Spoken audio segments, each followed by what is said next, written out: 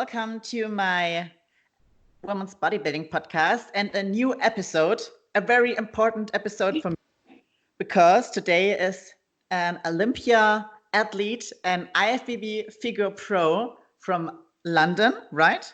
Yeah. Rhea Gayle. Yeah. Thank you so much that you're here and welcome to a German podcast. Awesome. Thank you so much for having me. I'm really excited, really excited. Yeah, me too. I'm sitting here and my heart's so, ooh. So, Rhea, to you, where are you? Where do you come from? And since when and why are you doing bodybuilding? So I am from London in the United Kingdom. And I've been doing bodybuilding for 4 years. So I started in 2016. I used to be a competitive springboard diver. And then I quit at the beginning of 2016 and really just I missed competing. And it was the year that I started like training in the gym. And one of my friends was like, have you ever thought about, like bodybuilding and competing in that way? And I was like, I've never thought about it, but I'll give it a try. So yeah, and then I done my first competition 4 years ago. 2016 or 2016, yeah. Mm-hmm. And then I loved it ever since. I was just like hooked. Wow. So, and you began competing also in figure class or? Yeah. So the federation that I done, it was called Body Fitness, but it was figure. It was known as figure. So I've always done this category, but I love every category in bodybuilding. Yeah, that's true. That's true.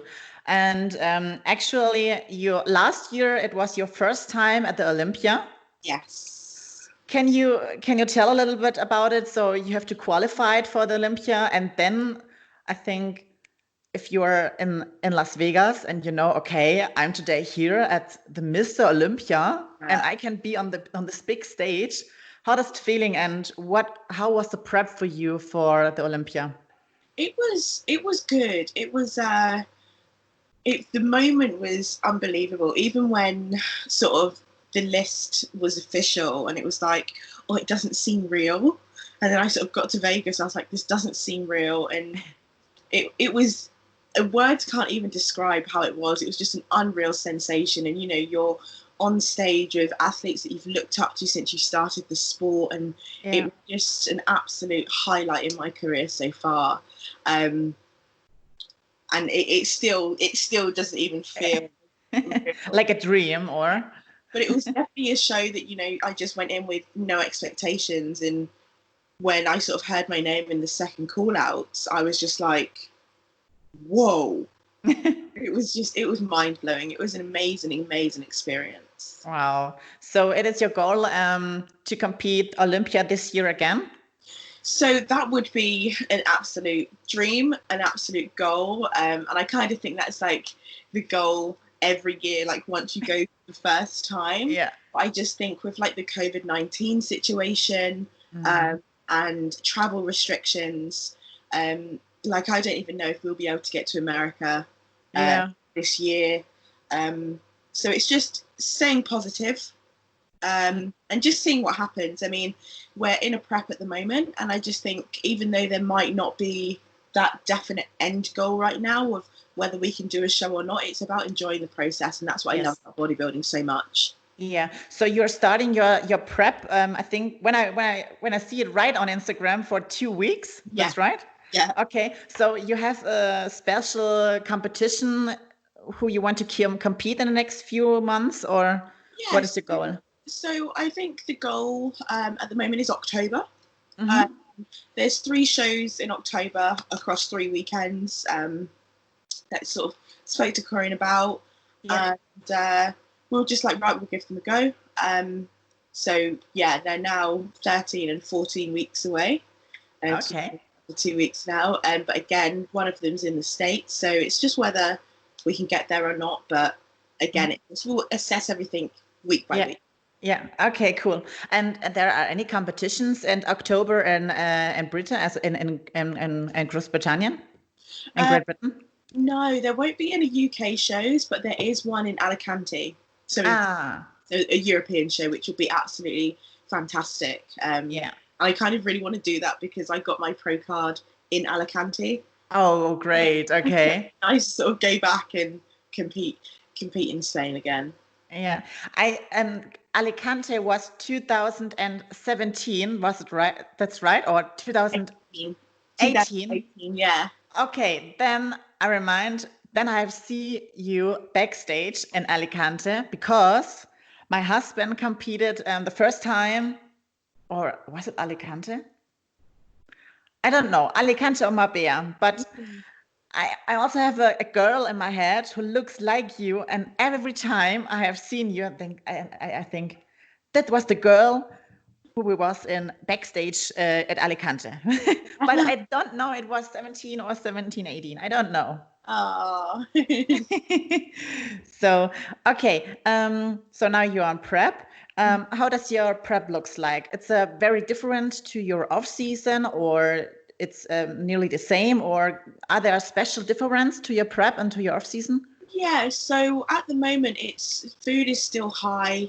We've just introduced like some AM cardio, and it's just been like step-based cardio at the moment. But I think because we've got time, we're not like drastically like pulling anything or doing anything crazy.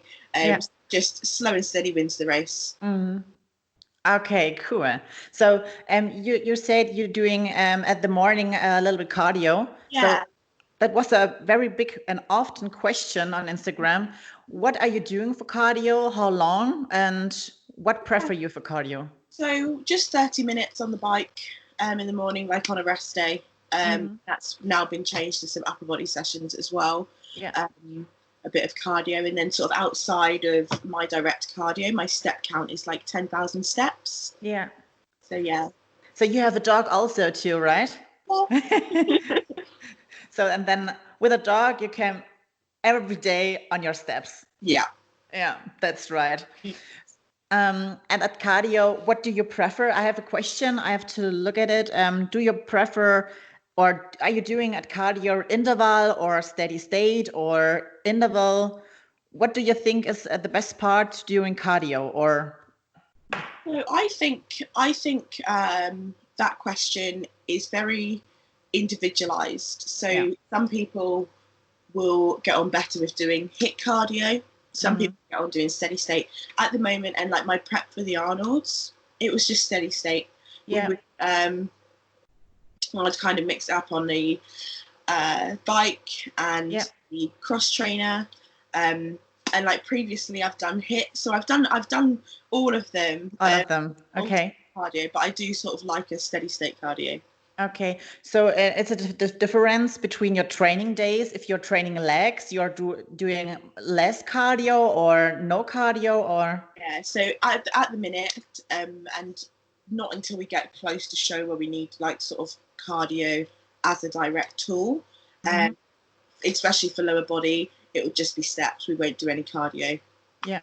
Okay, so that your legs getting better, freer for better condition. Yes. Okay. Here in Germany, it's we have a cardio crew in the morning. So I have here a cross trainer and a stairmaster. Yeah. And so in Germany, we have just every morning an Instagram cardio crew, and everyone, like I think the last 2 or 3 weeks of prep, I think every girl do the mistake to do every day a lot of cardio. And I have the problem 2016 too, that my legs never ever getting free. In 2018, we're doing a little less cardio or easier cardio on the bike, or I going for a walk outside. And this will be a lot of getting better. Yeah. Yeah, I do think sort of doing too much. There's the balance of sort of doing too much and the amount that you need to kind of get lean. But also making sure that you're recovered, so you're not holding too much in your legs. I think also that the too near you're going to the competition, so the last weeks, so more you are needing more recover and regeneration, or? Yes, yeah. That's when, especially in my prep for the Arnolds, I kind of remember peak week and Corin was like, don't move, no moving. You must rest, because I'm such a busy body. It was just like, oh my god. But it completely makes that difference to your physique, like making sure you're getting adequate rest. Yeah, of course. So we have meet us at the Arnolds this year. Do you remember? Yes. At the Powerhouse. Yeah. I have talked today to my husband. My husband and I, we have breakfast right now. And then I tell him, so do you remember we are at the Arnolds at the Powerhouse? And I saw Rhea. I'm so, oh my gosh. Can I go to her and ask her for a picture, or have she time to talk with me? It was so cool because I think every second guy talked to me because I have read a Jordan Peters t-shirt and said, everyone who are or is a Jordan Peters girl or man, they are only training very hard and are very stupid. So stupid because you're very strong. So that's absolutely so. And since when are you since when Corinne is your coach? So since last year, or why? Year in November, I started with them. So the prep for the Arnolds was the first time working together. So it was like sort of quickly bonding a relationship and learning how each other works. And it's been fantastic. It's been really good. Really, really good. But you know each other before you compete, make a prep together? Yeah, especially sort of in the UK, with it being quite small and the industry being quite small here, everyone kind of knows each other and everyone's really lovely. So yeah. Like Cuba and Luke, rest in peace. Yeah. And all the other ones, Hollingshead. So it's a cool community in England. That's very nice. Definitely. Everyone kind of looks after each other in this industry. It's really lovely. A big support for each other. Yeah. That's amazing. Great. So if we are with Corinne and your coach, so Corinne is a very big and very strong woman and a physique pro. So how looks your training, or what is it's a difference in the training before you have worked with Corinne, or would you say that your training looks absolutely different before? Exercise selection, we've sort of been really particular of like, right, what's going to work best for me at the moment. And also we sort of look at progressive overload as something I've done previously, but it's sort of more now putting it to exercises that will work best. And sort of like the training splits and stuff like that. So yeah. So you are working a lot with progress overload, or we always sort of, well, at the moment things are a little bit different due to sort of gyms not being open and stuff like that. But sort of typical session, we sort of have a couple of warm-up sets, boom, working set of like 7 to 9, and then we still do a back off. But again, a back off set doesn't mean lighter weight. Yes. Yeah. So sort of intensity in execution is always sort of at the forefront of training. Yeah. Do you have ever tried with JB or with Corinne rest in reserve, like Jordan? Yeah, no, I haven't tried that method as such. But I do. It is on my bucket list to actually go up and train with them. Okay. The courage to really. Yeah, I have tried with rest in between, rest in reserve, and it's very difficult because you know your weights are you training with, like shoulder press. So and then okay, I have make right now a set with 3 reps in reserve. Okay, maybe I can only one do after this rep or 2, or I think it's very, very difficult, but it's absolutely an experience to train like that. Great. So you're only training progressive overload. Do you think if you're only training with progress overload that you need a deload day or deload week or something like that, because you're moving so much weight in the whole week? Or so we have within a training week, we do have sort of enough adequate rest to be recovered for next week. And it's not every single session physically can be heavy and right, I need to sort of beat the numbers. Sometimes in my logbook things will be matched, and if they hold off for quite a while, then we might just change the exercise selection, or just change the rep range, or the way that we sort of train that movement. But in terms of like having like a deload week, that's kind of if it's completely necessary. But the way that my split is lined up, I have adequate rest, and by the time sort of legs comes back round or pull comes back round, I'm ready and refreshed, so that my numbers in my logbook can keep. Okay, so how many days of training do you have in the week? 5 or 6? So I do push, pull, rest, rest, and then rotation. Okay. Yeah. Okay. So you have not your fixed dates per week. So I like every Thursday and Sunday I have legs. Yeah. Thursday I have the intensity day with back and hamstrings. Yeah. So okay, cool, great, amazing. And which training day are you prefer? Backs or legs? Ooh, this is a tough one, because I love all of them. I've had this question before and I was like, I love all of them, but I think legs at the moment, legs is because I want to improve that area. And I love the session, like everything, it's the exercise selection. I think it just works, and I just love the session. But then I also like pull because I've got my deadlifts in there. Deadlifts are the best ones, or RDLs. Do you have a muscle group who has a very weakness, who you especially training more than other muscle groups? I would say if I look at my logbook, for me it's push. The numbers don't increase as much as they do on like a legs or a pull day. I find like talking to Corinne about it, and it is because it's the muscle group is a lot smaller, but it's just, even if you're progressing your numbers by small increments, that's still progression, and I kind of need to remember that. Like, it always have to be like a massive jump.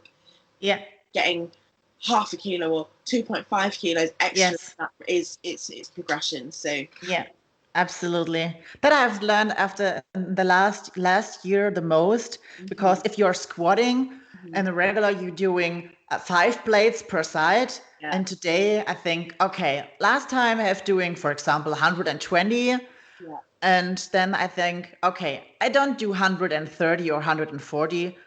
I'm pushing left and the right side half kilo. So that's a progression too, like you said. And that's I think, and increasing the rep range. So last week you got 7 and this week you got 8. Like, that's still progression. So absolutely.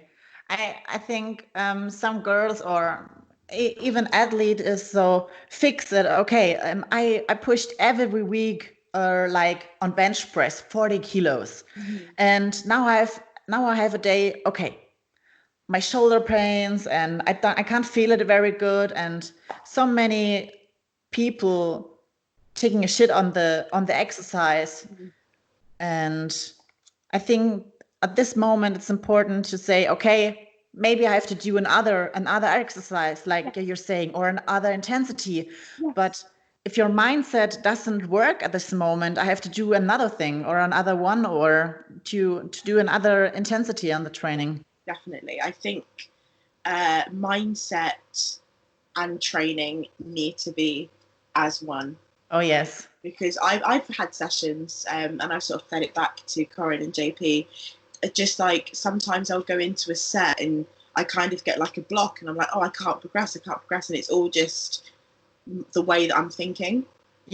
And rather than being like, oh, this is such a rubbish exercise, it's just take your mind out of it, refresh back in, and just attack that set like there's no tomorrow.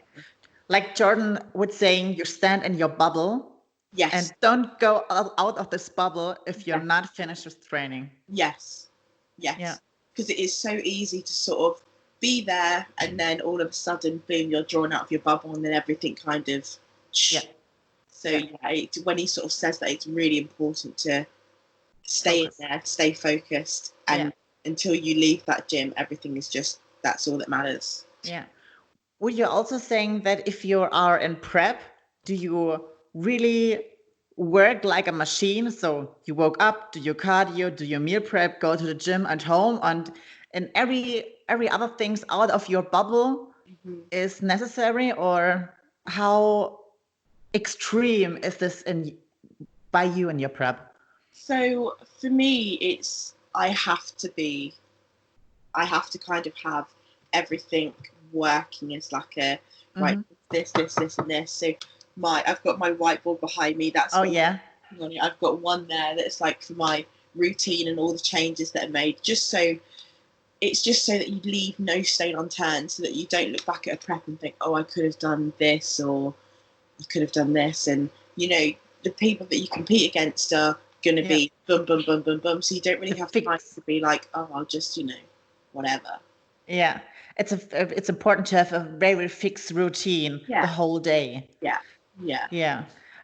I think it's very hard for me because I'm a very activity girl and I want to do very much things on a day. And for me, the last weeks before a competition, it's so hard for me to do nothing or to know, okay, an appointment I've lost, or now I have 2 hours with nothing. So what are you doing? Okay, then you're on Instagram and watching porn food and something cooking or something like that. And oh no.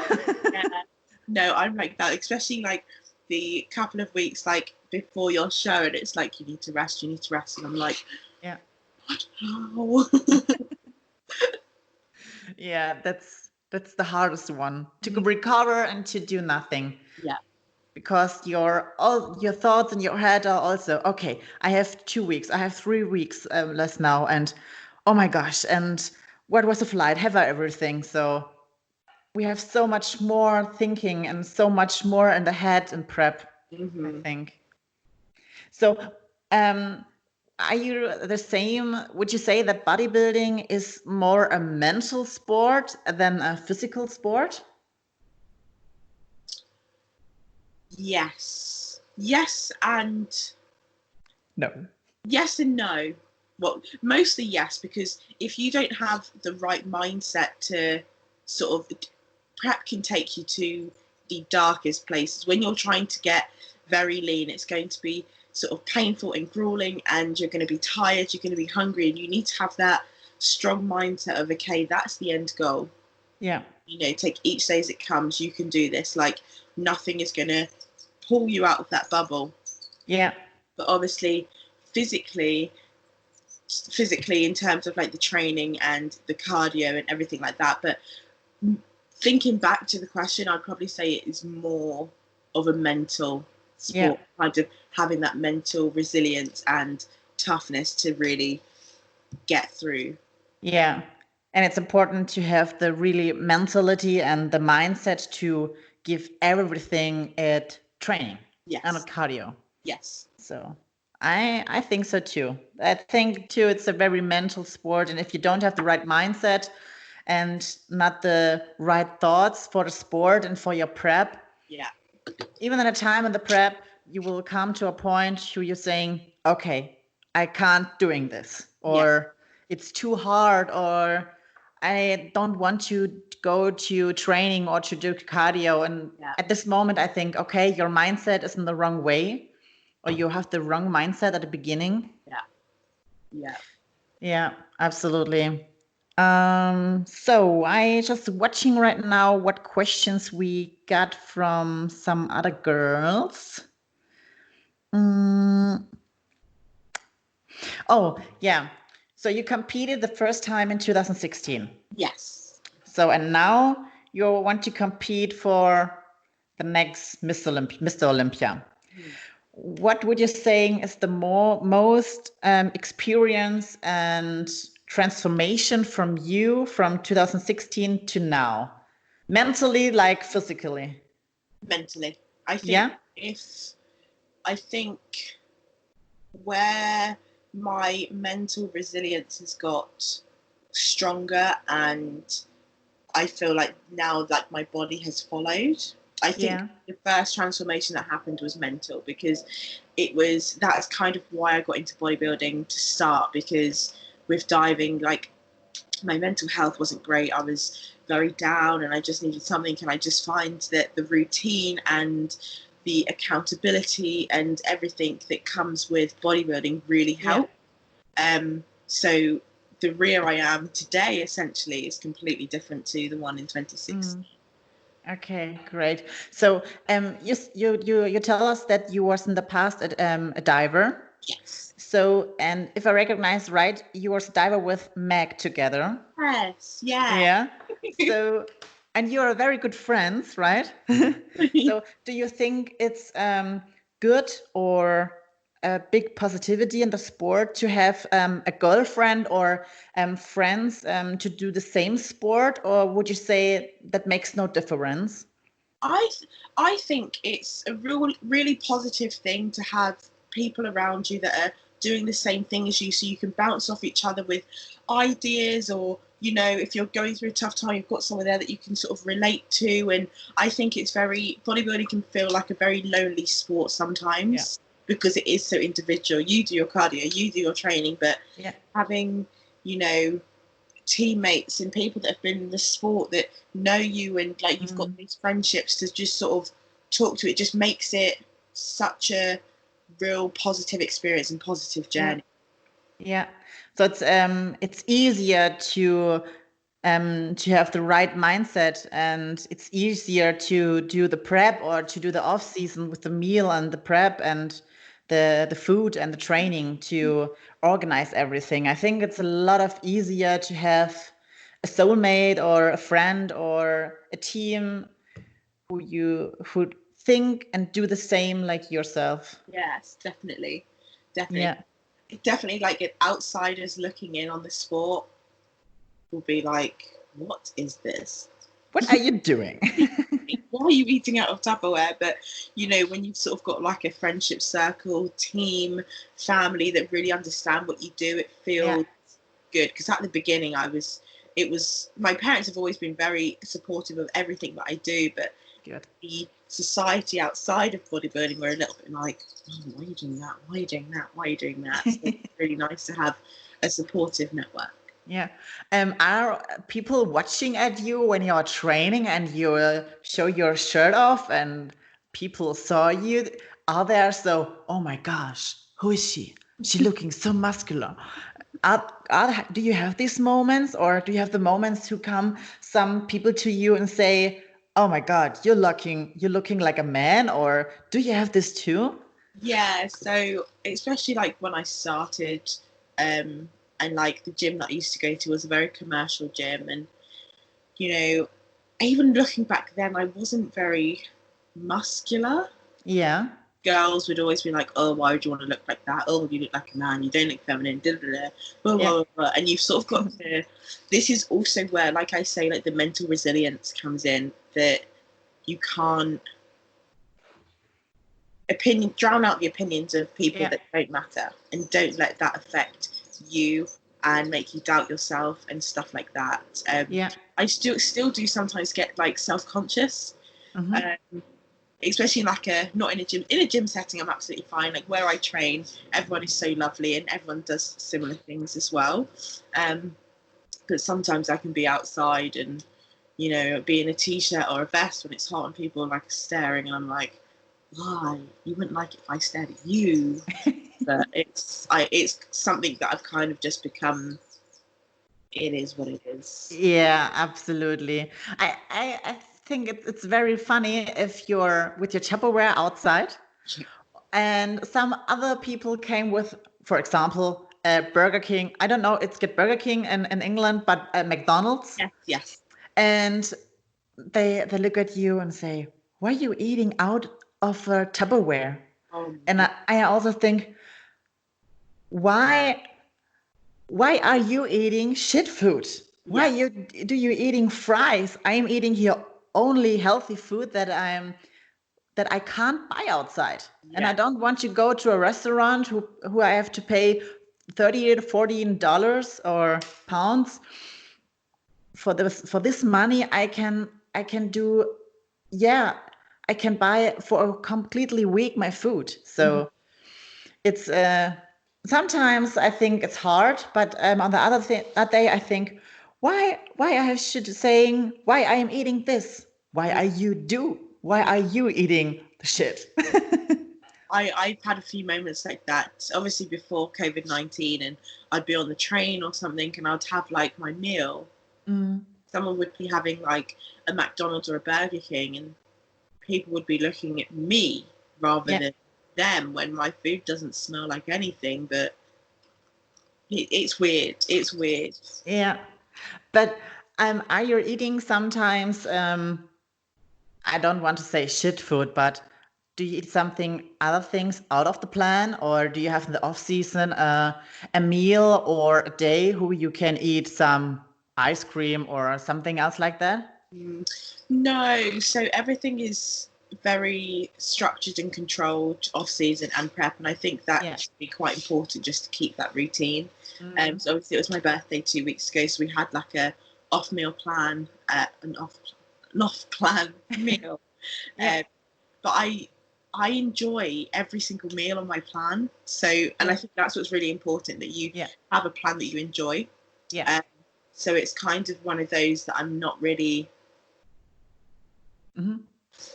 like fussed, or like it's nice to have that treat when it's okay, you've got a meal post show, or okay, you're allowed a off meal plan rather than thinking, oh, I want this and this and this. At my second podcast, I have a girl in my in an interview, and we have this thing we have talked about. So many girls, young competitors, have the wrong goal in the prep to say, okay, I'm doing the whole prep to eat after the competition my whole sweets and the whole ice cream I have buy over the last 3 months. And it's the goal to eat in 4 weeks, because in 4 weeks my prep is over. And I think that's also a wrong mindset. And I think, okay, I am doing a prep because I know, okay, in 4 months or 4 weeks, I have a show where I want to beat my best and I want to win, and not to say, okay, oh, 4 days, in 4 days I can eat my Nutella, or I can eat whatever. I think as a competitor, I think we've all kind of been there, but my advice, especially to sort of like the girls I coach, is don't become too food focused, because especially post show, it can really mentally mess you up. And also instead of sort of thinking, okay, taking each day as it comes and ticking all the boxes and making sure I sort of get to my show, and then food after is like a nice bonus, it becomes that the more you think about food, the hungrier you get as well. So I think sometimes the focus can be wrong in that aspect. What are you saying to your athletes who have problems with food, who's saying, okay, I have one whole week diet or one week strict my plan, and they come to you and say, oh, Rhea, I want to eat some other things on my plan, or I want to eat some sweets, or what are you saying to the girls who have very big problems to get strict for 1 week or 2 weeks on a plan? So I will always look at sort of, obviously, adherence levels. If they're struggling, I'll look at sort of why, and I'll always ask, like, what is it that you are wanting? Because if it's something like, say, sweets or whatever, and that's like their thing, right, try and work that in to your pre or your post or something, just so that kind of settles it. And that's why I think it's really important having foods within reason, joy on your plan. Because that's a very big thing here in Germany, and I think also in other countries too, that so many girls and competitors after a show have so many problems with food and have so many struggles with her mindset to, okay, I can eat something, or I wouldn't, or I can't, or I don't have to eat something, that they are going through binging extremely. And I think one reason is that so many athletes go off the plan and going off to the coach. So I think it's very important to going to the coach even the show is over. Yes, I definitely think that is having a plan in place post show is very, very important, especially for those first couple of weeks, because you are like a sponge, and just sort of having accountability, because a lot of people think, okay, show's over, don't need a coach, and then it's just you just see like a downward spiral. So definitely having like a post show plan. So the re-dieting. Do you think the weeks, the 3 or 4 weeks after a competition, are harder than the last 3 weeks to a show?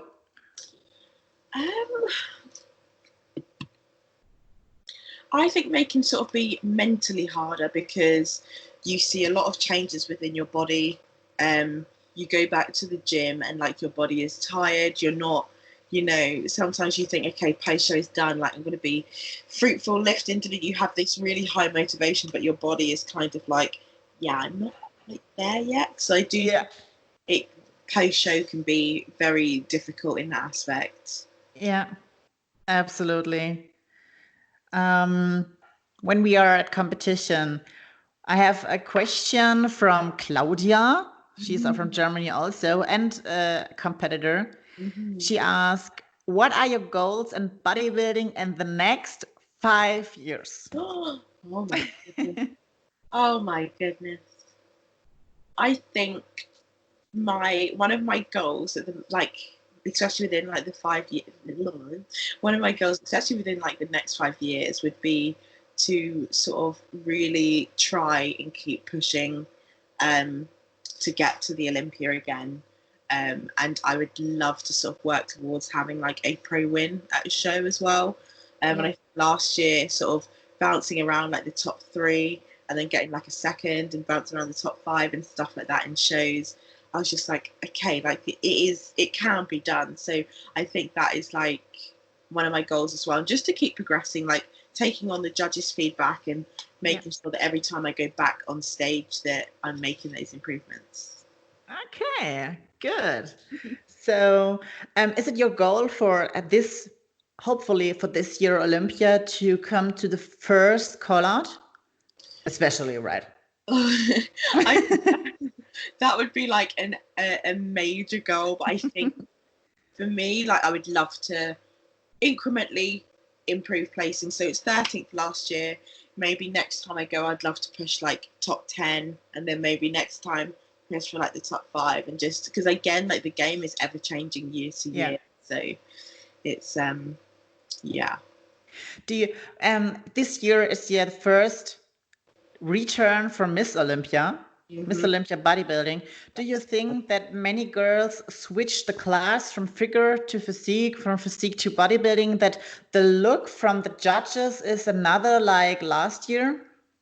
I think with the way that I think, especially like welcoming back the Miss Olympia, I think the classes will like scale back to right, this is what we want, this is what we want, this is what we want. Which I think will be quite nice, so that you can really like see what you think, because a lot of people think, oh my god, women's physique is huge, but when you look at it, it's not. It's still shape, symmetry, and just the conditioning, you know, and separation and stuff like that. And I think it'll be really interesting just to see. Because I think it's weekend there is the Omaha Pro, which has women's bodybuilding in, so it's like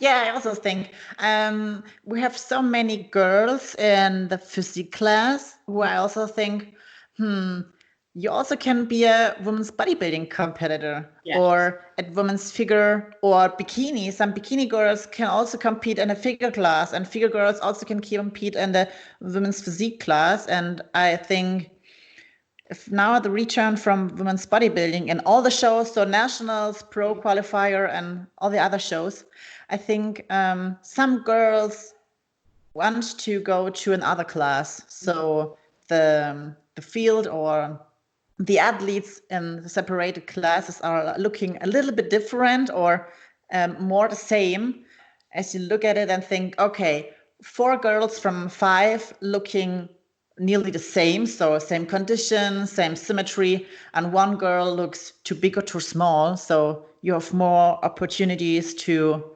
to look at your physique and at your class. So I think there are only positivities that women's bodybuilding come back. Yes, definitely. It'd be so, I love it. I think it's amazing. Like, I think it's absolutely amazing. I'm really excited. Really. What are you following women's bodybuilding competitors? So like Alina Poppa or Iris Kiley? Yeah, I remember when in Vegas I met Iris Kyle and I was like, oh my god, you are 3 times more huge than me. And even like Lenda Murray, I'm like, oh my god, she's just fantastic. Yeah, I also. Really stunning. So when we are at the theme for Miss Olympia or Olympia this year, what do you think who wins the Miss Olympia, or what do you think about the Miss Olympia and women's physique? Do you think that Shanique Grant doing the next Olympia title? Yeah. There is just her shape, her condition, her symmetry, like just everything is flawless. Like I think she's amazing, absolutely incredible. Especially age, well, like phenomenal. Yeah, because the second place from last year, Sarah Willegas, I think call her Sarah. Actually, there are going a very much discussions about who would be winning. So, and many people saying maybe Sarah will win. Yeah. I think she also have a very amazing physique and symmetry, but I think Shanique is a little bit higher. Yeah. And I also think too that she's doing her 3rd time Miss Olympia. Yeah. I just think that it's her stage presence. I just think she's incredible. Yeah. Absolutely amazing. Absolutely. So Rhea, now I come to a very, it's very funny. I'm coming to an absolutely other question. It's about bodybuilding, but not women's bodybuilding. And the question is, do you hearing or looking bodybuilding and bullocks with Fuad? Yeah. I think those episodes are so funny. They're always happy. And that's another thing like I love about the bodybuilding community. There's so many like good like chats and there's just so much. It's just such a nice community. Such a nice community. It's so funny. Absolutely. I think the community from bodybuilding is in the States or in England, mostly, but in the USA, so amazing. We was this year the first time in the States, my husband and I, and we came to the USA, and we was in Columbus, Ohio, and everyone, are you doing bodybuilding? Wow, cool. And we okay. So exciting. Yeah, and here in Germany, that's that's very mainstream. So if you're telling the people you're doing bodybuilding, everyone look at you like, what? Yeah. No, that's disgusting, and no one should doing that. And only they don't know that bodybuilding is more than only I go to the gym and just pump it up a little bit. Yeah. That's in Germany, it's very mainstream to do bodybuilding. Great. Rhea, I have no other question. But my husband, there was a question from Bodybuilding and Bullocks, and my husband says, you have to ask Rhea this one. There was a question with Fuad, and she said, What do you prefer, a spoon or fork for the rest of your life? Spoon. Why? And I just, do you know what? It's weird. That's all I really like eat with, and I eat with little spoons. And you can have like every meal with spoons. Also steak?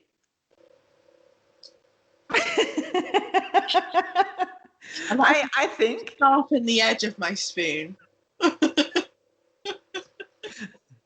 I also have, so okay, a spoon is very good. You can eat everything with a spoon if it's little, but if you have to eat a steak, so how do you handle a steak with a spoon? Stab it in there and Yes, eat it with the fingers. yeah.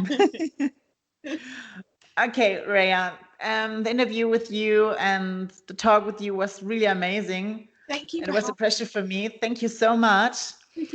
And I wish you so much luck for the next competitions and also for the Olympia. Oh. And maybe we will see us next year in Columbus again. Yeah, fingers crossed. Fingers crossed. Yeah, because next year we want to compete together, my husband and I. So I hope I will see you again at the Powerhouse. Yeah. Yeah, so Rhea, thank you very much. Thank you so much for having me. Yeah, and I wish you a nice Sunday and a nice weekend. Thank you. Maybe till the next time. Time. Thank you. Bye. Bye.